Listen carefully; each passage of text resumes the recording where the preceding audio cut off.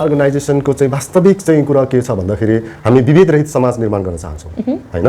यो देशमा विभेद छ, जस्तै तपाईले चाहिँ विगतको दिनमा चाहिँ अब हामी सबैले अनुभव गरेका छौँ हैन। तपाईको चाहिँ अब जुन दार्चुलाको चाहिँ घटना छ हैन, तुइन काटिएको घटनाहरू छ हैन, हत्या भएको घटनाहरू। त्यस्तै गरी अब तपाईको चाहिँ नवराज विकाको चाहिँ जुन सामूहिक हत्या भयो हैन, उहाँ लगायत 6 जना माथि जुन एउटा चाहिँ यो चाहिँ जुन उच्च नीचकै कुराबाटै भएको यो चाहिँ वर्णश्रमकै कारणले गर्दाखेरि यो हिन्दूवादकै कारणले गर्दाखेरि यी कुराहरू भएको हो। र हामीले स्पष्ट रूपमा भनिदिनुस्, अन्याय गर्ने पनि ती समुदाय, अन्याय गर्ने पनि बाहुन क्षेत्री नै र न्याय दिने पक्षमा जुन न्यायालयमा पनि बाहुन क्षेत्री नै भएको हुनाले उनीहरूको चाहिँ एउटा चाहिँ त्यो खालको चाहिँ एउटा चाहिँ जुन वर्णभेदी जुन नीति छ त्यो नीतिले नै यिनीहरूलाई चाहिँ यो पालना यसलाई चाहिँ अगाडि बढाउन सक्दैन। तपाईको अभिव्यक्तिबाट के स्पष्ट हुन्छ भने नेपालमा चाहिँ बाहुनवाद छ। एकदम बाहुनवाद छ। यो बाहुनवादलाई अन्त्य गर्नको निम्ति मङ्गोलवादको आवश्यक छ भन्ने कुरा नै हाम्रो। फेरि जसरी बाहुनहरूले भोगेको कुराहरू हो, देखेको कुराहरू हो नि। भनेपछि अब मङ्गोलवाद दर्शनभित्र चाहिँ मानवता छ, त्यो हिजोको इतिहासले पनि बताउँछ, जुन शरण दिएको कुराहरू जोड्नु भयो। भनेपछि तपाईँहरू चाहिँ एकदमै विभेद रहित समाज चाहनुहुन्छ र यदि यो देशमा मङ्गोल नेसनल अर्गनाइजेसनको सत्ता आए पनि त्यो बाहुन क्षेत्रीलाई अप्ठ्यारो पर्ने छैन, जो चाहिँ न्याय चाहन्छ, जो चाहिँ न्याय चाहन्छ, जो चाहिँ राष्ट्रप्रति चाहिँ सद्भाव चाहन्छ, त्यस्तोहरूको लागि चाहिँ कुनै अप्ठ्यारो छैन। तर राष्ट्रघातीहरूलाई चाहिँ हामी सर्दैनौँ। राष्ट्रघातीहरूलाई चाहिँ ठाउँ छैन। उनीहरूलाई चाहिँ भोलि हामी त्यो ठाउँमा पुगेपछि हामी कानुन सम्बद्ध, हामी कानुनलाई हातमा लिँदैनौँ, तर कानुन सम्बद्ध हामी चाहिँ उनीहरूलाई चाहिँ कारबाही गर्छौँ। र हाम्रो चाहिँ अहिलेको आह्वान नै यो यसरी मानिराखेको छ, यो मान्नु राम्रो हो कि होइन, अलिकति स्पष्ट पारिदिनुहोस् न। यो सबैभन्दा मुख्य कुरा शिक्षाकै कुरा हो हैन। यो चाहिँ शिक्षा चाहिँ जस्तो खालको शिक्षा दियो त्यस्तै खालको चाहिँ व्यवहारमा आउने हो। यहाँ चाहिँ एकदमै गलत शिक्षाहरू दिइरहेको छ। तपाईको चाहिँ अब हाम्रो मङ्गोल संस्कारलाई चाहिँ हिन्दूकरण गर्दै उनीहरूको चाहिँ जुन एउटा चाहिँ हिन्दू संस्कारलाई चाहिँ बढावा दिइरहेको छ, हाम्रो संस्कारहरूलाई दबाइएको छ र दाजुभाइहरू विदेश गएर चाहिँ एउटा चाहिँ आफ्नो चाहिँ श्रम चाहिँ बेच्नु परिरहेको छ। यी जति पनि समस्याहरू छ यी यो चाहिँ यहाँका चाहिँ यो शासक वर्गको चाहिँ एउटा चाहिँ यहाँ चाहिँ जुन मूलवासी मङ्गोलहरूप्रति अपनाएको नीतिको कारणले गर्दाखेरि हो। त्यसले गर्दाखेरि अब यो देश हाम्रो हो, यो देश हामीले चलाउन सक्नुपर्छ, हामीले चलाउनुपर्छ। त्यसको निम्ति मङ्गोल नेसनल अर्गनाइजेसनको चुनाव चिन्ह भालेमलाई चाहिँ सबैले चाहिँ चिनेर आउने चाहिँ चुनावहरूमा चाहिँ भालेमा मतदान गरेर यो देशको चाहिँ शासक बनाऊ र यो देशलाई समृद्धि बनाऊ। त्यसको निम्ति सबैले मङ्गोल नेसनल अर्गनाइजेसन मात्रै अबको चाहिँ एउटा विकल्प हो, यो देशलाई समृद्धि बनाऊ। एफआर अनलाइन टिभीमा यहाँहरूलाई हार्दिक स्वागत गर्न चाहन्छु। म प्रतीक्षा। हामी यस कार्यक्रममा विभिन्न क्षेत्रमा आबद्ध रहेर महत्त्वपूर्ण योगदान दिइरहनुभएका व्यक्तित्वहरूलाई निम्त्याएर उहाँहरूसँग अन्तरङ्ग कुराकानी गर्ने गर्दछौँ। त्यसै गरी आज मैले हाम्रो स्टुडियोमा अतिथिको रूपमा निम्त्याएको छु मङ्गोल नेसनल अर्गनाइजेसन जिल्ला सभा लमजुङको अध्यक्ष विकास गुरुङज्यूलाई। आज हामी उहाँसँग रहेर उहाँहरूको सङ्गठन मङ्गोल नेसनल अर्गनाइजेसनको बारेमा र उहाँको राजनीतिक जीवनको बारेमा केही अन्तरङ्ग कुराकानी गर्नेछौँ। यतिखेर भने यहाँले स्क्रिनमा देखिराख्नु भएको छ आजको हाम्रो अतिथि विकास गुरुङज्यू। उहाँलाई नै स्वागत गर्न चाहन्छु। हजुर, यहाँलाई हार्दिक स्वागत गर्न चाहन्छु। धन्यवाद छ र जय मङ्गोल। आजभोलि तपाईँ केमा व्यस्त हुनुहुन्छ? आजभोलि अब यो लकडाउन बिस्तारै खुलेको अवस्था छ। हजुर। त्यसले गर्दाखेरि सङ्गठनको चाहिँ अब नियमित कार्यक्रमहरूमा चाहिँ अब हामी सहभागी जनाइरहेकै छौँ। हजुर। भने अब आउने दिनमा चाहिँ जिल्लामा चाहिँ केन्द्रित रहेर अब प्रशिक्षण कार्यक्रमहरू चाहिँ अब सञ्चालन गर्ने, विभिन्न चाहिँ कार्यक्रमहरू लिएर जिल्लामा चाहिँ अगाडि बढ्ने एउटा योजनासहित हामी त्यो किसिमको चाहिँ एउटा माहौल तयार गर्दैछौँ। भनेपछि यहाँ सङ्गठनको विभिन्न गतिविधिहरूमा नै व्यस्त हुनुहुन्छ आजभोलि पनि? हजुर हजुर। पछिल्लो समय अब नेपालमा अघि तपाईँ लकडाउनको कुराहरू पनि जोडिहाल्नुभयो। लकडाउनले तपाईँहरूको सङ्गठनलाई अगाडि बढाउनलाई के कस्तो प्रभाव पर्यो अलिकता बताइदिनुहोस् न। अब लकडाउन भनिसकेपछि तपाईँको चाहिँ अब हिँडडुल गर्न नै अब एउटा निषेधाज्ञा थियो। त्यसले गर्दाखेरि हामी चाहिँ भौतिक रूपमा हामी आफ्नो चाहिँ कार्यक्षेत्रहरूमा हामीले चाहिँ पुग्न सकेनौँ। तर हामीले चाहिँ विभिन्न चाहिँ नेट इन्टरनेट मार्फतबाट, विभिन्न चाहिँ सामाजिक सञ्जाल मार्फतबाट हामीले चाहिँ हाम्रो चाहिँ शुभेच्छुक समर्थकहरूलाई सम्पर्क निरन्तर गरिरहेकै छौँ र सङ्गठनको चाहिँ नियमित कार्यक्रमहरूमा हामी भौतिक रूपमा पनि हामी चाहिँ उपस्थिति भएर हामीले चाहिँ त्यहाँका चाहिँ अब हाम्रो समर्थक शुभेच्छुकहरूलाई चाहिँ मङ्गोल नेसनल अर्गनाइजेसनको चाहिँ दर्शन सिद्धान्तहरू चाहिँ हामीले बुझाइरहेकै छौँ र हामी त्यसरी नै अगाडि बढिरहेका छौँ भन्न चाहन्छु। तपाईँ भनेपछि यो लकडाउनको बिचमा लकडाउनको बावजुदमा पनि अब विभिन्न खालको सञ्चार माध्यमबाट भौतिक रूपमा पनि भेटेर तपाईँहरूले लकडाउनको पनि राम्रै सदुपयोग गर्नुभएको रहेछ। हजुर। मलाई यो तपाईँहरूको यो मङ्गोल नेसनल अर्गनाइजेसनको बारेमा कुरा गरिरहँदा तपाईँको यो मङ्गोल नेसनल अर्गनाइजेसनमा तपाईँको राजनीतिक यात्रा चाहिँ कहिलेबाट सुरु भयो र कति समय भयो? मङ्गोल नेसनल अर्गनाइजेसनमा आबद्ध भएको मेरो 74को चाहिँ साउन 1 गते चाहिँ मैले चाहिँ सदस्यता लिएको थिएँ, साधारण सदस्यता। त्यसपछि म निरन्तर आजसम्म लागिरहेकै छु भन्न चाहन्छु। 74 सालको साउनबाट चाहिँ तपाईँ निरन्तर रूपमा मङ्गोल नेसनल अर्गनाइजेसनमा आबद्ध भएर अगाडि बढ्दै हुनुहुन्छ। त्यसै गरी अहिले त तपाईँ अब जिल्ला सभा लमजुङको एकदमै नेतृत्व गर्दै अब जिल्लाको अध्यक्षको रूपमा अगाडि बढ्दै हुनुहुन्छ हैन? हजुर। अब लमजुङ जिल्ला सभालाई चाहिँ अब तपाईँहरूको यो सङ्गठन विस्तार गर्नलाई चाहिँ के कसरी अगाडि बढ्दै हुनुहुन्छ अनि गाउँ बस्तीबाट अनि तपाईँहरूको मङ्गोल समुदायबाट कस्तो खाली प्रतिक्रियाहरू पाउँदै हुनुहुन्छ? पहिलो कुरो त अब हामीले सङ्गठन विस्तार गर्नको निम्ति हामीले चाहिँ त्यो गाउँपालिका नगरपालिकाहरू जति पनि स्थानीयताहरू छन् त्यसमा हामी निरन्तर उहाँहरूसँग सम्पर्कमा रहिरहेकै छौँ र उहाँहरूले पनि अब यो अहिले चाहिँ अब यो बर्सातको चाहिँ समय भएको हुनाले हाम्रो एउटा पहाडी जिल्ला भएको हुनाले यातायात पनि असुविधा भएको कारणहरूले गर्दाखेरि हामी त्यो ठाउँमा पुग्न सकिरहेका छैनौँ र आउने दिनहरूमा चाहिँ हामी त्यहाँ चाहिँ अब जाने एउटा चाहिँ हामीले एउटा योजनाहरू बनाइरहेको छौँ। त्यो चाहिँ हामीले विभिन्न किसिमको चाहिँ हाम्रो सङ्गठनको चाहिँ कार्यक्रमहरू लिएर हामी त्यो ठाउँमा गएर उहाँहरूलाई चाहिँ अब प्रशिक्षण दिने लगायत अब चाहिँ सङ्गठन विस्तार गर्ने कुराहरूमा हाम्रो निरन्तर हाम्रो चाहिँ विभिन्न क्षेत्रका चाहिँ हाम्रो समर्थक शुभेच्छुकहरूसँग हाम्रो निरन्तर सम्पर्क भइरहेका छौँ र हामी छिट्टै अब चाहिँ त्यो कार्यक्रमहरूलाई चाहिँ अब सुचारू रूपमा अगाडि बढाउने चाहिँ एउटा योजना हामीले बनाइरहेका छौँ भन्नु। हजुर, योजना चाहिँ तपाईँहरू चाहिँ अगाडि बढ्दै हुनुहुन्छ। त्यसै गरी अब गाउँघरमा चाहिँ कस्तो खालको प्रतिक्रियाहरू पाइराखेको छ? विभिन्न सामाजिक सञ्जाल मिडियाहरूमा त अब मङ्गोल नेसनल अर्गनाइजेसनले त अब यो जातीय द्वन्द्वहरू मचाउने साम्प्रदायिक हिंसाहरू भट्काइरहेको बढाइराखेको भन्ने एक खालको आरोप पनि छ तपाईँहरूलाई। तर अब तपाईँहरूले चाहिँ अब कसरी भन्दै हुनुहुन्छ गाउँघरमा चाहिँ कस्तो खाले प्रतिक्रियाहरू पाइराख्नु भएको छ? पहिलो कुरो त अब हाम्रो चाहिँ मङ्गोल समुदायहरूले राजनीतिक भनेको के हो, राजनीतिक चेतना नै हुनुहुन्न उहाँहरूमा। उहाँहरूले चाहिँ के सोचेको मैले देखेँ भन्दाखेरि कसैलाई चाहिँ अब जागिर लगाइदिने हैन, कसैलाई चाहिँ अब एउटा चाहिँ तपाईँको चाहिँ विभिन्न पदहरू दिएर हैन, अथवा चाहिँ तपाईँको चाहिँ अभावग्रस्त छन् हाम्रो मान्छेहरू, तपाईँको चाहिँ केही पैसाहरू दिएर हैन, त्यसरी चाहिँ उहाँहरूको चाहिँ मतहरू चाहिँ प्राप्त गरेको कुराहरू चाहिँ मैले बुझेँ। र अहिले पछिल्लो समयमा हामी त्यो ठाउँमा गइसकेपछि उहाँहरूले चाहिँ वास्तविक त कुरा चाहिँ मङ्गोल नेसनल अर्गनाइजेसनमा रहेछ, तर यसमा चाहिँ अगाडि बढ्नको निम्ति हामी चाहिँ झोलै बोकेर चाहिँ हामी सङ्गठनको पछि लाग्न नसके पनि हामी तपाईँहरूलाई चाहिँ आउने चुनावहरूमा चाहिँ हामी चाहिँ हाम्रो मतहरू दिएर तपाईँहरूलाई साथ सहयोग गर्छौँ भन्ने खालको चाहिँ उहाँहरूले त्यो खालको चाहिँ हामीलाई एउटा आश्वासनहरू विश्वासहरू हामीलाई चाहिँ दिइरहेको छ। र कतिपयले चाहिँ अब तपाईँले भने जस्तै अब चाहिँ यसले चाहिँ एउटा जातिको कुरा ल्यायो हैन, यहाँ जातीय द्वन्द्व हुन्छ भन्ने कुराहरू चाहिँ पनि उठाउँछन्, तर उहाँहरूले त्यो चाहिँ नबुझेर अथवा चाहिँ कुनै चाहिँ अब चाहिँ काङ्ग्रेस एमालेमा लागेका केही कुराहरू उनीहरूले चाहिँ खाइआएर उनीहरूले पाइरहेको कुराहरू चाहिँ अब चाहिँ मङ्गोल नेसनल अर्गनाइजेसन सत्तामा पुगिसकेपछि शक्तिमा पुगिसकेपछि हाम्रो त्यो खाएको कुराहरू चाहिँ हामीले पाइरहेको चाहिँ सेवा सुविधाहरूबाट हामी वञ्चित हुन्छौँ भन्ने एउटा चाहिँ त्यो सानो सोच लिएर चाहिँ त्यो किसिमको चाहिँ एउटा भ्रम चाहिँ सृजना गर्न खोजिरहेको छ। र त्यसमा हामीले चाहिँ के भनिरहेको छौँ भन्दा मङ्गोल नेसनल अर्गनाइजेसनले चाहिँ स्थापना कालदेखि नै हामी जाति भन्दैनौँ र हामी यो चाहिँ जाति भनिसकेपछि एउटा हिन्दूमा मात्रै हुन्छौँ भनेर यो कुरालाई हामीले चाहिँ प्रश्न पारिरहेको छौँ भने यो हिन्दू एउटा चाहिँ धर्म नभएर यो एउटा चाहिँ वाद हो भनेर पनि हामीले यो कुरालाई चाहिँ प्रस्ताइरहेकै छौँ र उहाँहरूले चाहिँ बुझ्ने क्रम जारी नै छ उहाँहरूको।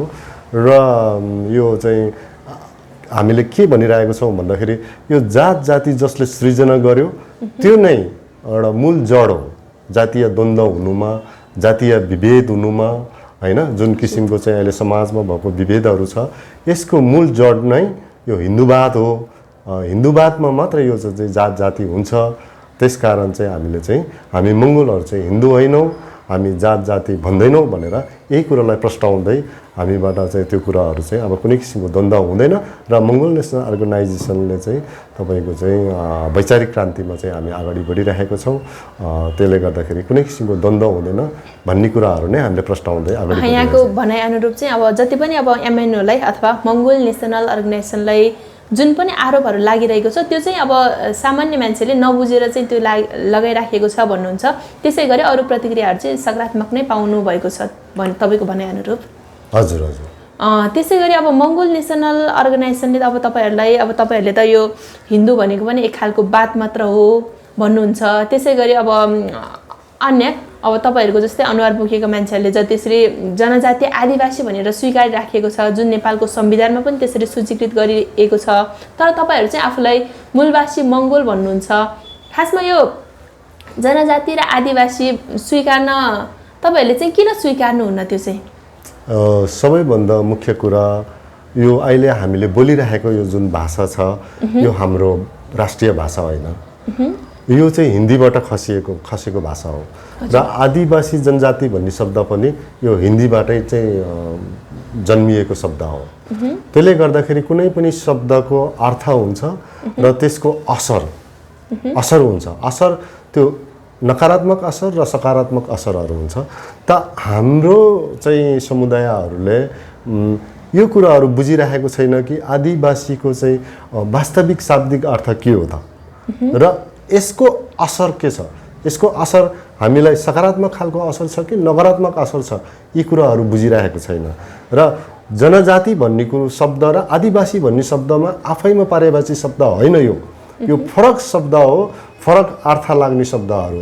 र यसैलाई चाहिँ यहाँको चाहिँ राज्यले चाहिँ एकै ठाउँमा गाभेर चाहिँ एकै ठाउँमा चाहिँ हामीलाई चाहिँ आदिवासी जनजाति भनेर चाहिँ सूचीकृत गरिरहेको छ। यो शब्दहरूप्रति हाम्रो एकदमै घोर आपत्ति छ र हामी यो देशको आदिवासी जनजाति नभएर हामी यो देशको मूलवासी हौँ भनेर हामीले चाहिँ हाम्रो स्थापना कालदेखि नै हामीले यो कुराहरू उठाउँदै आइरहेको छ। त्यसले गर्दाखेरि आदिवासी जनजातिको चाहिँ शाब्दिक अर्थ हामीले बुझ्नु पर्यो। यो हामीले चाहिँ विभिन्न चाहिँ तपाईँको चाहिँ अहिले चाहिँ शब्दकोशहरू हामीले चाहिँ अध्ययन गर्न पाउँछौँ हैन। त्यसमा चाहिँ हामी गएर भित्र छिरेर चाहिँ त्यो शब्दको चाहिँ अर्थहरू बुझिसकेपछि यो आदिवासी जनजाति भनेको कहीँ कतैबाट बसाइ सरेर आएर चाहिँ बसेको पहिलो बासिन्दा भन्ने मात्रै बुझाउँछ। हामी कहीँ कतैबाट आएको होइन, हामी यो देशको चाहिँ उत्पत्ति हो, हाम्रो मूल थलो नै यही हो भनेर चाहिँ हामी यसरी यसलाई चाहिँ प्रस्ताइरहेका छौँ। र जनजाति भन्ने शब्द चाहिँ जन भनेको चाहिँ अब संस्कृत भाषा हो, यो जन भनेको खेताला, जाति भनेपछि अब थरीथरीको भन्ने कुरा हुन्छ। जातबाट खसिसकेपछि जाति हुन्छ, यो हिन्दू संस्कार अनुसार, हिन्दू चाहिँ वाद अनुसार त्यसरी नै हामीले प्रस्ताइरहेका छौँ। र हामी चाहिँ आदिवासी जनजाति नभएर यो देशको मूलवासी हौँ भन्ने कुरा हामीले चाहिँ सम्पूर्ण हाम्रो चाहिँ समुदायलाई बुझाउँदैछौँ र हाम्रो समुदायले यो कुरालाई बुझेर नै अहिले चाहिँ मङ्गोल नेसनल अर्गनाइजेसनलाई चाहिँ वास्तविक चाहिँ हाम्रो निम्ति चाहिँ बोल्ने, हाम्रो निम्ति चाहिँ लड्ने, हाम्रो हक अधिकारको निम्ति चाहिँ अगाडि बढ्ने सङ्गठन चाहिँ मङ्गोल नेसनल अर्गनाइजेसन रहेछ भनेर चाहिँ अहिलेको युवा पिँढीहरूले चाहिँ यो कुराहरू बुझेर हामीलाई चाहिँ दिनानुदिन हाम्रो चाहिँ सङ्गठन चाहिँ अब दिन 2 गुणा रात 4 गुणा हाम्रो चाहिँ समर्थक शुभेच्छुकहरू, हाम्रो कार्यकर्ताहरू चाहिँ एकदमै बढ्दो क्रममा छ। हामीलाई चाहिँ धेरै नै साथ सहयोग दिने वाचाहरू गर्नुहुन्छ। असली सङ्गठन चाहिँ मङ्गोल नेसनल अर्गनाइजेसन रहेछ भनेर चाहिँ उहाँहरूले चाहिँ चिन्न थालेको छ। हजुर, यो तपाईँको भनाइअनुसार चाहिँ अब यो मङ्गोलहरूको हितको लागि चाहिँ मङ्गोलहरूको असली सङ्गठन चाहिँ मङ्गोल नेसनल अर्गनाइजेसन मात्रै रहेछ भन्नुभयो। खासमा यो मङ्गोल नेसनल अर्गनाइजेसनको भिजन मिसन चाहिँ के हो? मङ्गोल नेसनल अर्गनाइजेसनले चाहिँ नेपाल कस्तो भएको हेर्न चाहन्छन्, कस्तो बनाउन चाहन्छन्? अब मङ्गोल नेसनल अर्गनाइजेसनको चाहिँ वास्तविक चाहिँ कुरा के छ भन्दाखेरि हामी विभेद रहित समाज निर्माण गर्न चाहन्छौँ हैन।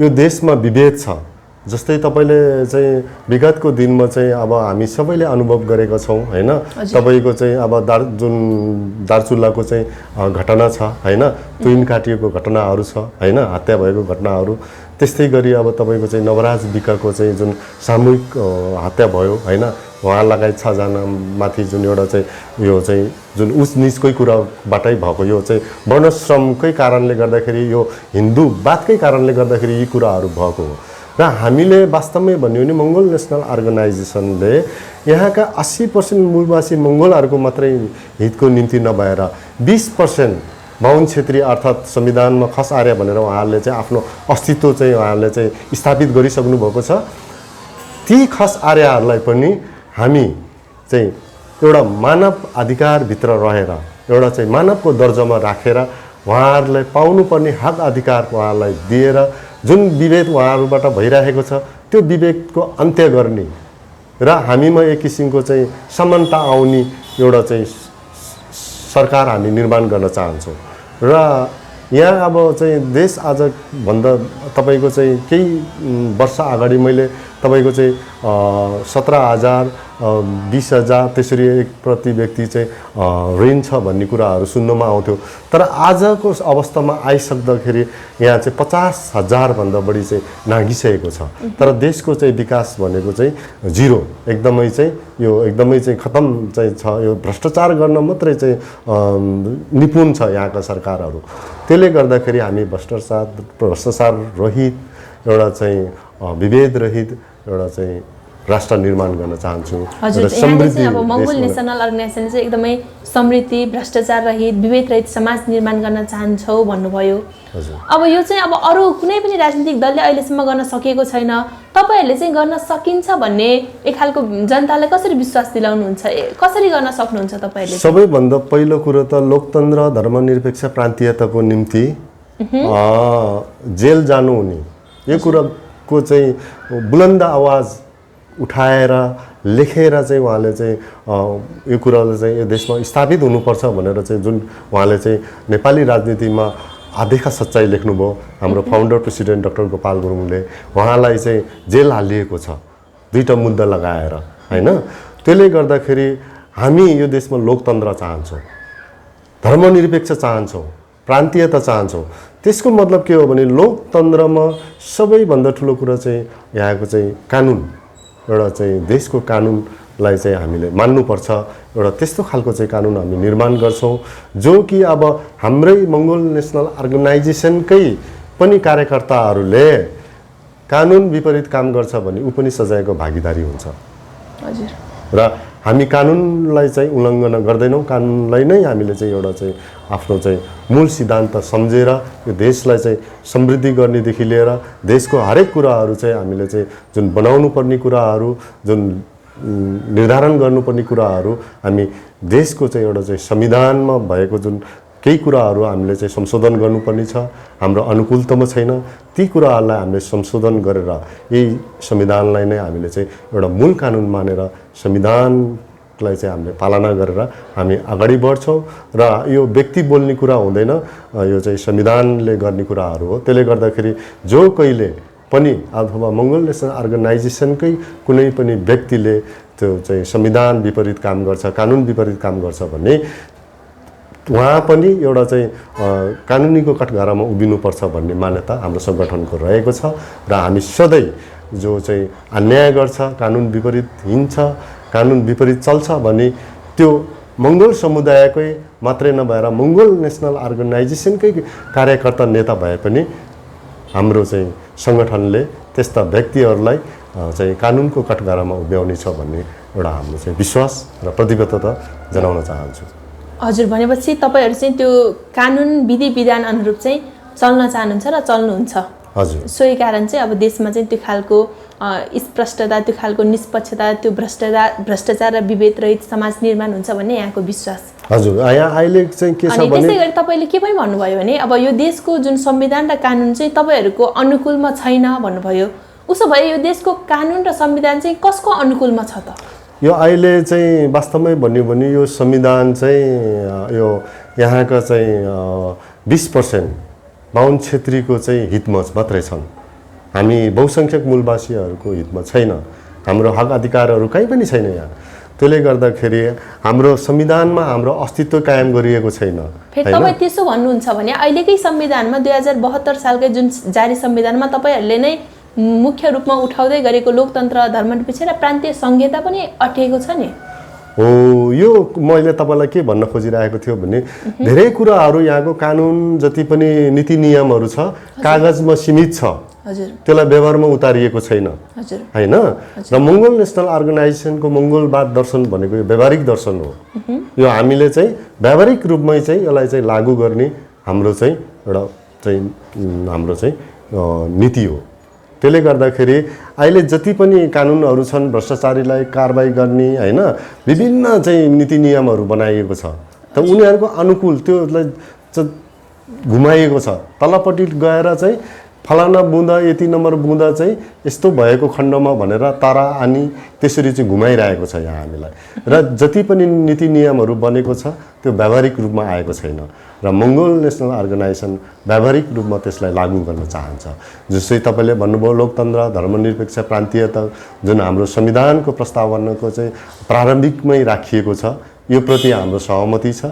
यो संविधान हाम्रो निम्ति हामी चाहिँ अब समर्थन पनि छैन र हाम्रो यसप्रति विमत आपत्ति पनि छैन। भन्न खोज्ने यसको मतलब के हो भने केही कुराहरू यसमा चाहिँ हाम्रो निम्ति जुन लोकतन्त्र, धर्मनिरपेक्ष, प्रान्तीयता यसमा आएको छ, यसलाई नै हामीले चाहिँ टेकेर यो संविधानलाई हामीलाई चाहिँ यहाँको चाहिँ बहुसङ्ख्यक मूलवासी मङ्गोलहरूको मात्रै नभएर अल्पसङ्ख्यक बाहुन क्षेत्री खास आर्यहरूको पनि हित हुने गरेर त्यो संविधानलाई चाहिँ हामीले संशोधन गरेर यो त्यो संविधानमा भएको नीति नियम जति पनि कानुनहरू बन्छ, ऐन कानुनहरू बन्छ, ती कुराहरूलाई चाहिँ व्यावहारिक रूपमा लागू हुनुपर्छ भन्ने मान्यता हाम्रो हो।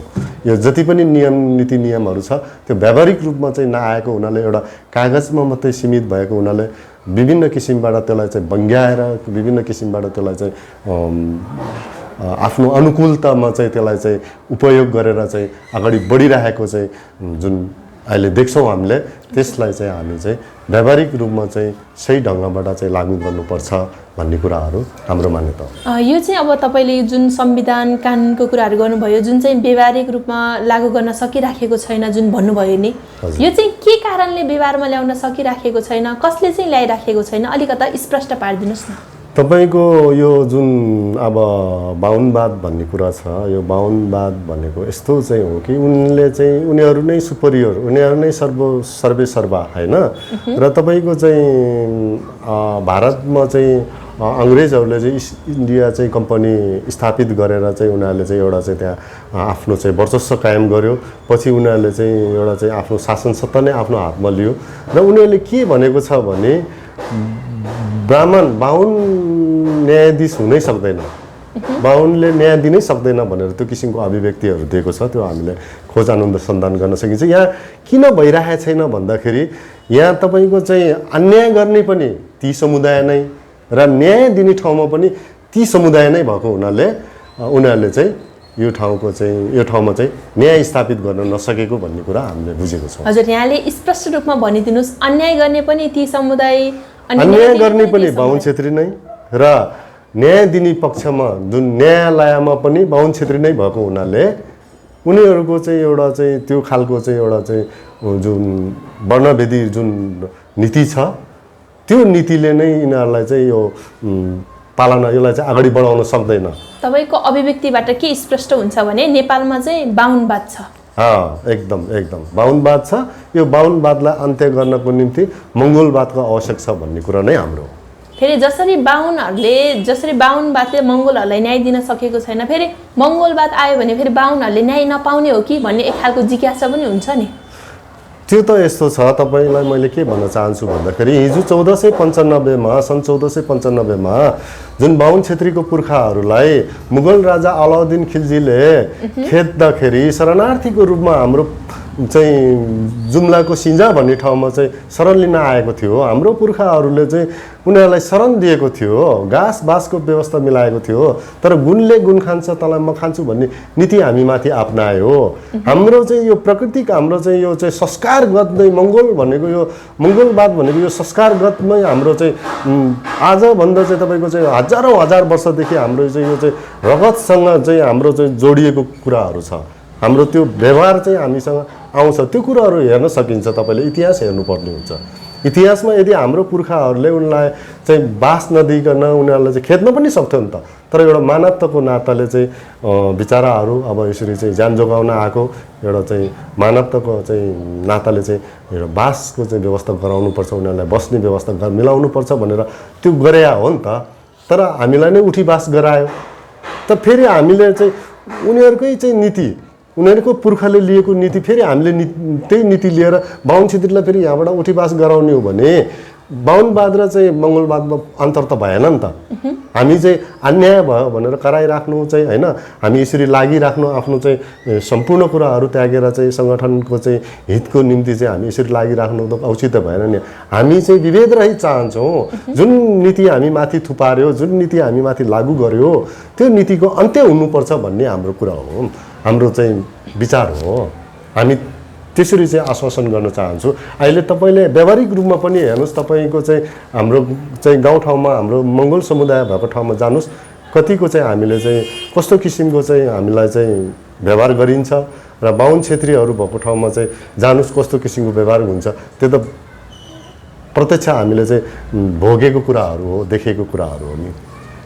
भनेपछि अब मङ्गोलवाद दर्शनभित्र चाहिँ मानवता छ, त्यो हिजोको इतिहासले पनि बताउँछ। जुन शरण दिएको कुराहरू जोड्नु भयो भनेपछि तपाईँहरू चाहिँ एकदमै विभेद रहित समाज चाहनुहुन्छ। र यदि यो देशमा मङ्गोल नेसनल अर्गनाइजेसनको सत्ता आए पनि त्यो बाहुन क्षेत्रीलाई अप्ठ्यारो पर्ने छैन, जो चाहिँ न्याय चाहन्छ, जो चाहिँ न्याय चाहन्छ, जो चाहिँ राष्ट्रप्रति चाहिँ सद्भाव चाहन्छ, त्यस्तोहरूको लागि चाहिँ कुनै अप्ठ्यारो छैन। तर राष्ट्रघातीहरूलाई चाहिँ हामी छोड्दैनौँ। राष्ट्रघातीहरूलाई चाहिँ ठाउँ छैन। उनीहरूलाई चाहिँ हामी भोलि हामी त्यो ठाउँमा पुगेपछि हामी कानुन सम्बद्ध, हामी कानुनलाई हातमा लिँदैनौँ, तर कानुन सम्बद्ध हामी चाहिँ उनीहरूलाई चाहिँ कारबाही गर्छौँ। र हाम्रो चाहिँ अहिलेको आह्वान नै यो हो कि सच्चिनुहोस्। हामीले भन्न खोजेको कुरो के हो, हामी नारा जुलुस लगाउँछौँ, हामीले चाहिँ संविधानमा मूलवासी मङ्गोल लेख भनिरहेका छौँ होइन। गर्नुपर्ने मूल कुराहरू चाहिँ गर्दैन, तर नचाहिने कुराहरू ल्याएर अध्यादेश ल्याएर अझै टुक्राउने अनि फुटाउने विभिन्न उनीहरूलाई चाहिँ फाइदा हुने कुराहरू मात्रै गरिरहेको छ। जति पनि नीति निर्माण हुन्छ यहाँको मूलवासी मङ्गोलहरूलाई दमन शोषण गर्ने, यो राज्यलाई चाहिँ जसरी हुन्छ कङ्गाल बनाउने, उनीहरू चाहिँ सम्पन्न हुने, त्यो खालको एउटा चाहिँ नीति मात्रै लागू गरिरहेको छ। त्यो नीतिको अन्त्य हुनुपर्छ भन्ने कुरा चाहिँ हाम्रो। तपाईँको यो एकदमै महत्त्वपूर्ण बनाइराखिदिनु भयो। पक्कै पनि हाम्रो एफआर अनलाइन टिभी हेरेर बसिरहनुभएका सम्पूर्ण दर्शक महानुभावहरूले धेरै कुराहरू बुझिसक्नुभयो होला मङ्गोल नेसनल अर्गनाइजेसनको विधि विधान र सिद्धान्तको बारेमा। त्यसै गरी अब तपाईँहरू भन्नुहुन्छ नेपालमा 80% मूलवासी मङ्गोलहरू छन् भनेर। त्यसै गरी अब नेपालकै तपाईँले मङ्गोल भन्ने जुन व्यक्तिहरूले नै अब नेपालमा चाहिँ विभिन्न खाले त्यो हिन्दूहरूको चाडपर्व, त्यसै गरी आज पनि हिन्दूहरूको अब चाडपर्व तीज भनिन्छ, त्यो विभिन्न चाडपर्वहरू मानिराखेको छ। यो चाहिँ तपाईँ विकृति भन्नुहुन्छ कि के कारणले यसरी मानिराखेको छ? यो मान्नु राम्रो हो कि होइन, अलिकति स्पष्ट पारिदिनुहोस् न। यो सबैभन्दा मुख्य कुरा शिक्षाकै कुरा हो होइन। यो चाहिँ शिक्षा चाहिँ जस्तो खालको शिक्षा दियो त्यस्तै खालको चाहिँ व्यवहारमा आउने हो। यहाँ चाहिँ एकदमै गलत शिक्षाहरू दिइरहेको छ। तपाईँको चाहिँ अब हाम्रो मङ्गोल संस्कारलाई चाहिँ हिन्दूकरण गर्दै उनीहरूको चाहिँ जुन एउटा चाहिँ हिन्दू संस्कारलाई चाहिँ बढावा दिइरहेको छ, हाम्रो संस्कारहरूलाई दबाइएको छ। र यहाँ अब एउटा चाहिँ नारीको विषयमा उठाइएको कुराहरू छ। हाम्रो निम्ति त नारीहरू समान छ होइन। हामी चाहिँ वास्तवमै भन्ने हो भने तपाईँ मङ्गोलको घरमा गएर हेर्नुहोस्, हाम्रो ताला चाबीहरू सबै कुराहरू चाहिँ हाम्रो नारीको हातमा हुन्छ। उहाँहरूलाई सम्पूर्ण अधिकार हामीले चाहिँ 50% होइन, हामीले उहाँलाई 60-65% चाहिँ नारीलाई चाहिँ हामीले चाहिँ त्यो अधिकारहरू दिइरहेको छ भने तपाईँ बाहुन क्षेत्रीकोमा गएर हेर्नुहोस् होइन, त्यही नै थाहा हुन्छ। एक दिन मात्रै त्यो कुरालाई चाहिँ लागू गरेर हुँदैन क्या। मैले भन्न खोजेको कुरा। अब जस्तै अब आमा खुवाउने औँसी भन्छ, बाउको मुख हेर्ने औँसी भन्छ, नारीको चाहिँ अब चाहिँ वर्षमा एक दिन मात्रै माइत जाने हो त होइन। हामी भन्छौँ माइत पनि घर हो, एउटा आफ्नो चाहिँ श्रीमानको घर मात्रै घर होइन, माइतलाई नै घर सम्झिनुपर्छ भन्ने हाम्रो मान्यता हो। उनीहरू जुन अवस्थामा जान चाहन्छ, जुन बेला जान चाहन्छ जानु पाउनुपर्छ, जुन बेला आउनु चाहिँ के अरे जान चाहनुहुन्न नजानुहोस् होइन। यहाँ त एउटा वर्षमा चाहिँ एकचोटि माइत जानको लागि यत्रो चाहिँ गर्ने हेर्नुहोस् त, त्यो त वास्तवमै भने नारीमाथि चाहिँ यो चाहिँ विभेद भएको चाहिँ मैले महसुस गरेको छु। यस्तो खालको चाहिँ जुन चाडपर्वहरू मनाइरहेको छ योले चाहिँ नारीहरूलाई चाहिँ मुक्ति होइन, नारीहरूलाई अझ दमन गरेको चाहिँ मैले महसुस गरिरहेको छु। अब वर्षमा एकपटक मात्रै नारीले नाच्न पाउने, एकपटक मात्रै उसले चाहिँ मिठो भोजन गर्न पाउने, अरू दिन चाहिँ उसले नपाउने, यो त त्यस्तो देखियो नि त। सदैव प्रत्येक दिन नारीले चाहिँ खुलेर नाच्न हाँस्न खान पाउनुपर्छ भन्ने मान्यता हाम्रो।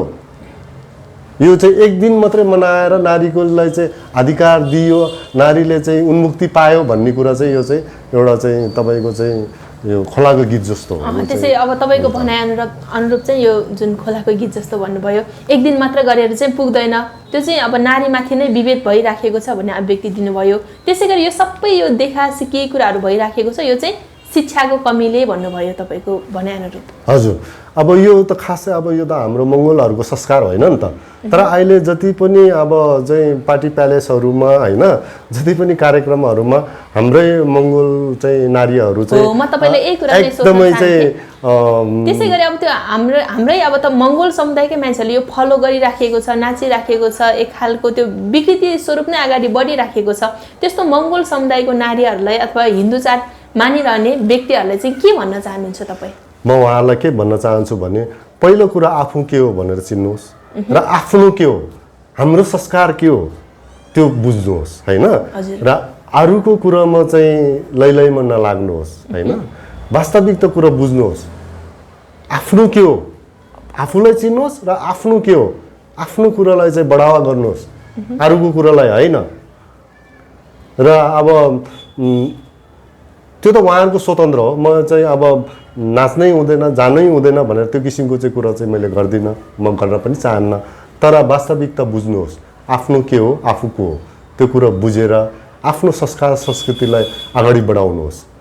आफ्नो के हो त, आफ्नो संस्कार संस्कृति के हो त्यो कुरालाई बुझ्न नितान्त आवश्यक छ। अरूको कुरामा चाहिँ नाचिदिनु पर्ने, अरूलाई खुसी बनाउनलाई चाहिँ अगाडि बढिदिनु पर्ने, गरिहाल्नुपर्ने भन्ने कुराहरू चाहिँ त्यो चाहिँ एउटा चाहिँ देखासकी हो।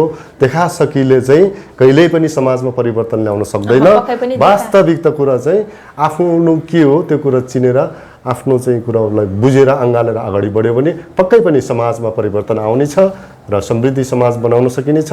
जुन अब महिलाहरूमाथि जुन विभेदहरू भइरहेको छ, जुन किसिमको चाहिँ अब दमन शोषणहरू भइरहेको छ, त्यसको अन्त्यको निम्ति महिलाहरू चाहिँ एकदमै चेतनशील हुन जरुरी छ भन्न चाहन्छु। विशेष गरिकन हाम्रो मङ्गोल समुदायका नारीहरूलाई म यही आह्वान गर्न चाहन्छु, तपाईँहरूको चाहिँ वास्तविक चाहिँ आफ्नो चाहिँ संस्कार संस्कृतिलाई अध्ययन गरेर अगाडि बढ्नुहोस् भन्न चाहन्छु। देखासिकीले चाहिँ समाजमा कहिले पनि नयाँ परिवर्तन आउँदैन भन्नुभयो। त्यसै गरी अब तपाईँहरूको गाउँघरमा अब मङ्गोल नेसनल अर्गनाइजेसनको त विशेष गरी यो बागमती प्रदेश भेगमा त योभन्दा अगाडि स्थानीय चुनावहरूमा भाग लिएको थिएन। अनि अहिले पनि जनताहरूको अथवा लोक समुदायको के खालको जिज्ञासा छ भने अहिलेको चुनावमा भाग लिन्छन् कि लिँदैन होला, आउँछन् कि आउँदैनन् भनेर एक खालको जिज्ञासाहरू म आफैले पनि सुनेको छु। के हो तपाईँहरू चुनावमा जानुहुन्छ कि जानुहुन्न, के कसरी तयारी गर्दै हुनुहुन्छ? वास्तवमै भन्ने हो भने मङ्गोल नेसनल अर्गनाइजेसनले चुनावलाई चाहिँ हामीले एउटा हाम्रो चाहिँ महान पर्व सम्झिन्छौँ होइन। यो चाहिँ महोत्सवको रूपमा हामीले ग्रहण गर्छौँ यसलाई। र गत 74मा चाहिँ हामीलाई चाहिँ एक किसिमको चाहिँ सङ्गठनलाई नै खत्तम पार्ने एउटा चाहिँ षड्यन्त्र गरिएको थियो। सङ्गठनलाई खत्तम पार्न त सकेन होइन, फेरि पनि एउटा चाहिँ त्यस्तो किसिमको चाहिँ एउटा नीति निर्माण गर्यो चाहिँ हामीले चाहिँ एउटा हाम्रो चाहिँ चुनाव चिन्ह भालेबाट चाहिँ हामीले स्थानीय चुनाव लड्न पाइन। त्यसले गर्दाखेरि पनि अब कतिपय मान्छेहरूलाई थाहा नभएको पनि होला, हामीले हाम्रो पहुँच भएको ठाउँमा चाहिँ 74 मा पनि तपाईँको चाहिँ स्थानीय चुनावमा चाहिँ भाग लिएको थियो। तर त्यतिखेर हामीले चुनाव चिन्ह भाले चुनाव चिन्ह पाएन। अब आउने चुनावहरूमा चाहिँ हामी स्थानीयदेखि लिएर प्रदेश तपाईँको चाहिँ प्रतिनिधिमा चाहिँ हामी एकदम चाहिँ यसलाई चाहिँ महोत्सवको रूपमा लिएर हामी हरेक चाहिँ तहमा चाहिँ हामी चाहिँ आफ्नो उम्मेदवारी दिएर हामी चाहिँ चुनावमा चाहिँ एकदम चाहिँ हामी खुलेर चाहिँ यहाँहरूको निम्ति चाहिँ चुनाव भनेको चाहिँ एउटा महोत्सव जस्तै हो। हजुर हजुर। अब भने हामी कार्यक्रमको अन्तिमतिर आइपुगिसकेको छ। जाँदा जाँदै हाम्रो याफार अनलाइन टिभी हेरेर बसिरहनुभएका सम्पूर्ण दर्शक महानुभावहरू, त्यसै गरी तपाईँको श्रोता, तपाईँको कार्यकर्ता, शुभचिन्तक, शुभेच्छुकहरूलाई चाहिँ के भन्न चाहनुहुन्छ? सबैभन्दा पहिलो कुरो त म यहाँ के भन्न चाहेँ भन्दाखेरि मङ्गोल नेसनल अर्गनाइजेसनले उठाएको मुद्दा के हो यो बुझ्नु पर्यो हैन।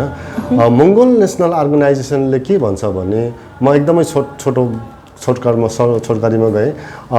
यो देश भनेको, यो देश नेपाल भनेको मूलवासी मङ्गोलहरूको देश हो र यो देशमा हामी अहिले शासित छौँ र मङ्गोल नेसनल अर्गनाइजेसनको चाहिँ भनाइ के हो भने शासित होइन शासक बनाऊ। यो देश नबन्नुको कारण किन भन्दाखेरि यो विदेशीले चलाएको देश भएको हुनाले उनीहरूले यो देशको हित चाहँदैन। यो बाहुन क्षेत्रीहरू भनेको यो देशको होइन, त्यसले गर्दाखेरि यो देशको चाहिँ हित चाहन्न। त्यही भएर यो देश समृद्धि नभएको, यो देशमा चाहिँ जुन किसिमको चाहिँ नीतिहरू बन्यो त्यसलाई चाहिँ व्यावहारिक रूपमा लागू नभएको, यो देशको जति पनि नदीनालाहरू बेचिएको छ, हामी जति पनि हाम्रो चाहिँ दाजुभाइहरू विदेश गएर चाहिँ एउटा चाहिँ आफ्नो चाहिँ श्रम चाहिँ बेच्नु परिरहेको छ, यी जति पनि समस्याहरू छ यो चाहिँ यहाँका चाहिँ यो शासक वर्गको चाहिँ एउटा चाहिँ यहाँ चाहिँ जुन मूलवासी मङ्गोलहरूप्रति अपनाएको नीतिको कारणले गर्दाखेरि हो। त्यसले गर्दाखेरि अब यो देश हाम्रो हो, यो देश हामीले चलाउन सक्नुपर्छ, हामीले चलाउनुपर्छ। त्यसको निम्ति मङ्गोल नेसनल अर्गनाइजेसनको चुनाव चिन्ह भालेलाई चाहिँ सबैले चाहिँ चिनेर आउने चाहिँ चुनावहरूमा चाहिँ भालेमा मतदान गरेर यो देशको चाहिँ शासक बनाऊ र यो देशलाई समृद्धि बनाऊ।